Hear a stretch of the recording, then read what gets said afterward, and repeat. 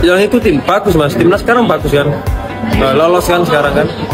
Jadi saya berharap timnas kedepannya lebih bagus lagi. Terus saya berharap jangan pernah usia muda kita juga perlu diperhatikan. Jadi kita fokus memang di timnas, tapi usia muda, pemain-pemain bibit muda Indonesia yang mau naik ke era senior ya perlu diperhatikan seperti itu. Mungkin ini kan bakal lawan arah Jepang, akan lebih berat. Mungkin kita boleh senior juga. Ada itu kan mesti buat sekarang juga kan. Berat itu di pikiran, yang penting kita harus optimis. Yakin saya, berat itu cuma di sini aja. Canda mas, harus optimis mas. Yakin ya. Belakangan kan juga sempat ada beberapa ya, katakan timnas sekarang juga banyak organisasi, komersial, yang keluar dan sendiri ya, saya di sini berbicara sebagai pemain sepak bola mas. Saya nggak condong ke naturalisasi, saya juga nggak condong ke pemain lokal. Pemain naturalisasi nggak apa-apa, dengan catatan dia benar-benar menjiwai yang dibela dia merah putih. Ya, dia pakai baju merah putih loh. Dia naturalisasi tapi lambang dia Garuda. Dia benar-benar harus menjiwai mas. Hati dia benar-benar Indonesia. Jangan sampai naturalisasi hanya untuk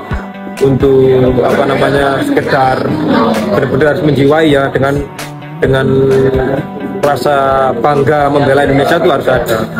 Terus di sisi lain, seperti saya bilang tadi, pemain muda kita juga harus diperhatikan. Dalam artian, jangan sampai kita fokus di timnas, pemain-pemain muda yang grassroots itu, yang mau menuju ke senior, jangan sampai nggak diperhatikan. Karena apa? Ini kan adalah aset kita. Kalau kita mau bicara sepak bola kita maju, bukan cuma 1 tahun 2 tahun mas. Kita harus bicara 40 tahun ke depan. Kita harus pikirkan itu. Kita kalau mau bicara instan nggak bisa. Kalau kita bicara maju sepak bola ya. Karena apa? Karena usia muda itu dituntut untuk menjadi pemain sepak bola yang benar, bukan dituntut untuk menang. Ya, menarik sekali ya teman-teman pernyataan dari mantan pemain timnas Indonesia Evan Dimas Darmono. Saya merupakan salah satu orang yang paling suka dengan gaya permainannya Evan Dimas ketika dia masih aktif ya. Cuman sayang karena alasan cedera sehingga permainannya sangat menurun.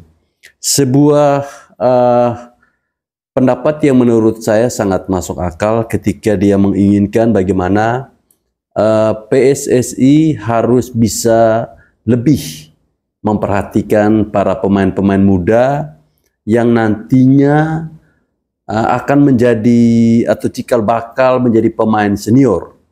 Ya, salah satu kelemahan dari timnas kita saat ini adalah, atau pemain kita saat ini adalah ketika mereka sangat gacor ya di U16, kemudian naik ke U19, tetapi kemudian saat beranjak ke level U23 ataupun senior, mereka itu bak ditelan bumi, hilang begitu saja. Hanya muncul 1-2 pemain saja yang bisa bertahan sampai ke level senior. Ya, contohnya seperti Hernando Ari ya. Hernando Ari, terus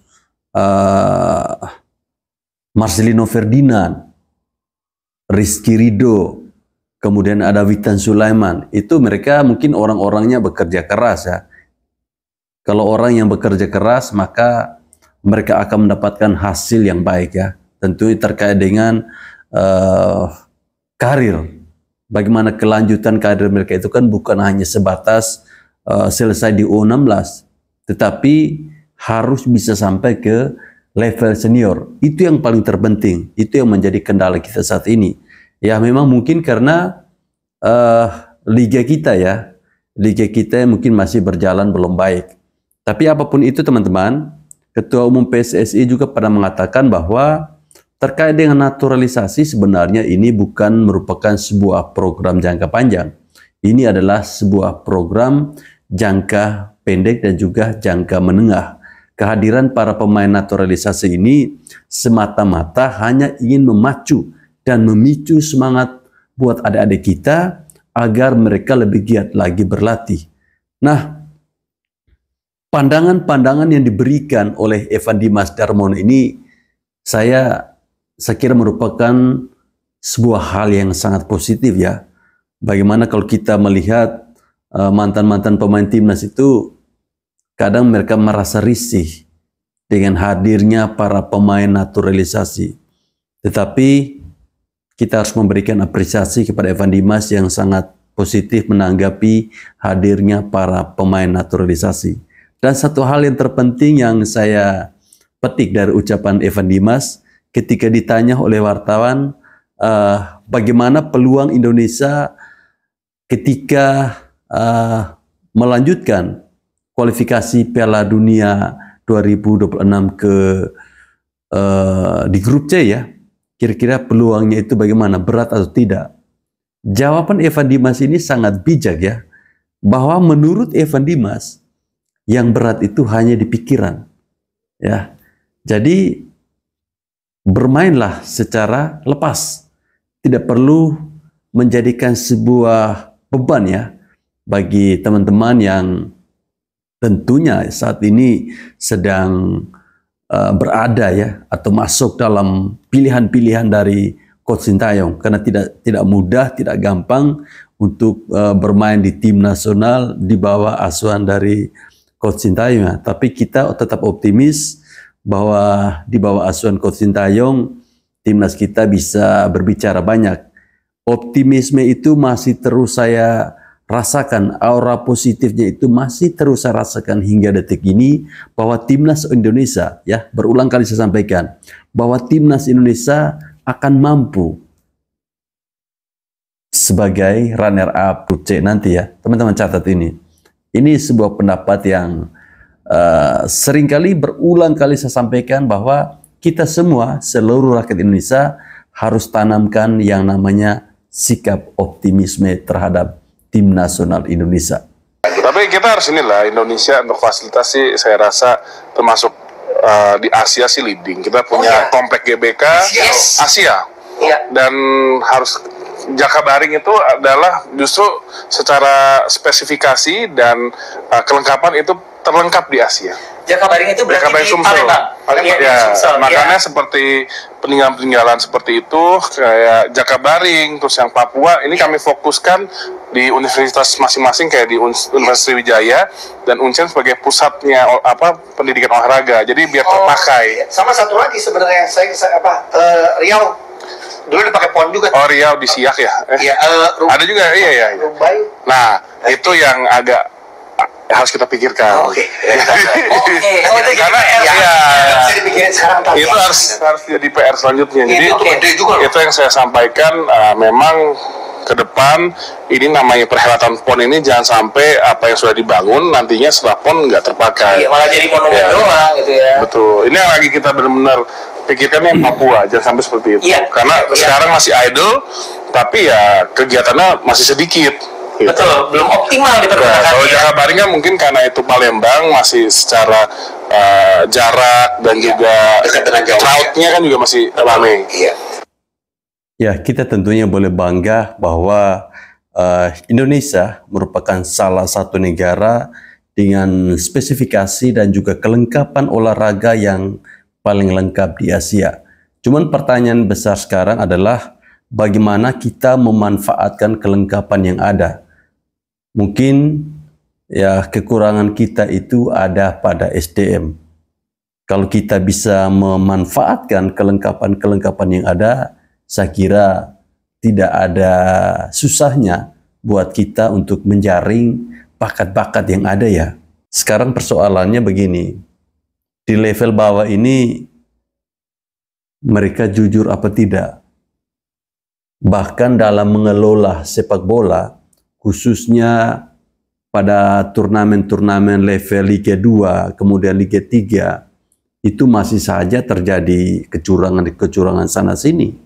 Bahkan tim-tim yang paling banyak dirugikan terkait dengan kecurangan ini itu adalah tim-tim dari wilayah Indonesia Timur. Dan itu nyata. Saya tidak bisa membayangkan kalau olahraga ya, khususnya sepak bola itu benar-benar diperhatikan, khususnya mulai dari level terbawah. Bagaimana kita membina sebuah klub sepak bola, khususnya di SSB itu, sekolah bola itu harusnya ya, yang melatih di situ adalah seorang profesor. Ya. Sehingga ketika mereka beranjak dewasa, ketika mereka masuk di suatu timnas, tentunya pelatih timnas itu tidak akan mengulangi hal-hal yang kecil. Ya, contohnya saat ini, ketika Coach Sintayong datang, dia masih melatih para pemain kita, khususnya pemain-pemain yang bermain di liga lokal, itu bagaimana cara passing. Itu kan hal-hal kecil yang dilakukan di luar negeri sana. Terus bagaimana ketika kita, setelah kita melakukan passing itu, apa yang harus kita lakukan? Itu masih diajarkan. Sebenarnya itu adalah hal-hal yang diajarkan di SSB. Tapi ya kita doakan saja semoga dengan fasilitas yang ada kita bisa berbenah ya, agar kedepannya sepak bola kita, olahraga kita bisa semakin membaik ya. Ini orang bener-bener loh, gak ada habisnya loh. Itu belum lama ini ya, dia ngeluh kalau misalnya klubnya cuma pakai dia buat promosi doang. Sampai dikatain funny club, kayak klub lucu. Dan di wawancara terakhir dia bilang, dia sedih meninggalkan Cerezo Osaka. Dia kayak farewell gitu, thank you ke Cerezo. Gila, muka dua banget, Indonesia banget Anda, Justin Hubner. Tidak perlu diragukan lagi. Bener-bener Indo parah. Jadi intinya ya, resmi ya, ditarik kembali ke Wolf oleh Wolverhampton dan dia sudah tidak lagi bermain di Chelsea. Bagus ya, bagus, sudah nggak usah main ke Liga Jepang lagi Hubner. Cukup buat sebuah main Indonesia juga nggak usah berut ke sono udah. Tapi intinya ya, gue bukan mau bahas transfer ya, tapi gue bahas sikap Indo parah. Bener-bener udah nggak usah dipungkiri lagi udah. Bisa-bisa aja bener-bener muka dua begini, siapa yang ngajarin dia ini? Tolong keluar, yang ngajarin dia siapa ini? Ya, ini orang sangat bengal ya, si Justin Hubner ini. Memang benar ya, seperti yang saya bahas pada video saya sebelumnya bahwa saya menyarankan kepada para pemain-pemain tim nasional di Indonesia, jangan Anda bermain di Liga Jepang. Karena di sana Anda hanya dimanfaatkan ya, dimanfaatkan oleh klub itu agar mereka itu bisa tenar. Bagaimana kita berbicara soal ketenaran itu, pemain Indonesia itu sangat baik ya, terkait dengan bersosial media. Oke teman-teman, tadi sudah kita simak bersama bagaimana ulasan-ulasan yang saya berikan terkait dengan video-video yang saya tampilkan. Bagaimana pendapat dari teman-teman terkait dengan ulasan-ulasan yang saya sampaikan. Silahkan berikan kritik Anda. Nah, berikut teman-teman saya ingin membahas terkait dengan Timnas Indonesia U19 yang hari ini ya akan bertanding di ajang ASEAN Cup atau Piala AFF U19, di mana timnas kita akan berhadapan dengan timnas Filipina. Ya, kalau secara garis besar, secara head to head seharusnya kita mampu menang mudah ya dengan Filipina. Tapi kalau kalah, amit-amit deh. Kita dukung timnas kita, semoga sebentar timnas kita bisa menghancurkan Filipina dengan skor yang sangat gila. Kita harus percaya dengan pilihan-pilihan yang diberikan oleh Coach Indra Safriah terkait dengan pengalaman-pengalaman yang sudah ada, bahwa dia pernah mampu membawa timnas Indonesia juara di masanya Evan Dimas, kemudian pada SEA Games baru-baru ini ya. Kita doakan saja karena format Piala AFF kali ini agak berbeda dengan Piala AFF sebelumnya. Dia mirip seperti Piala AFF U16 kemarin. Jadi yang berhak lolos itu hanya juara grup dan runner-up terbaik. Ya, semua kita harus fokus. Malam ini kita rame-rame nonton Timnas U19 ya. Baik teman-teman, saya kira sampai di sini video saya. Terima kasih telah menonton video ini. Salam olahraga.